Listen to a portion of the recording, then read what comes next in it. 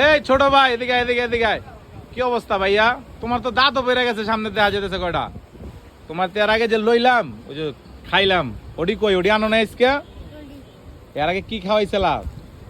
বুড়ের মতো দেখা গেছিল। আজকে যেডি আনছো এটির দাম কত করে ভাইয়া? যেটাই নিমু 10 টাকা। আর তোমার ইন্দিকে কয়টা নিলে তুমি খুশি বা কও? তুমি যে কইবা যে নাদিম ভাই আপনি বেশি করে নেন, আমি বেশি করে লমু, কয়টা লইলে খুশি বা কও? হ্যাঁ বেশি করে লমু। কি কি আছে তোমার এই জায়গায়?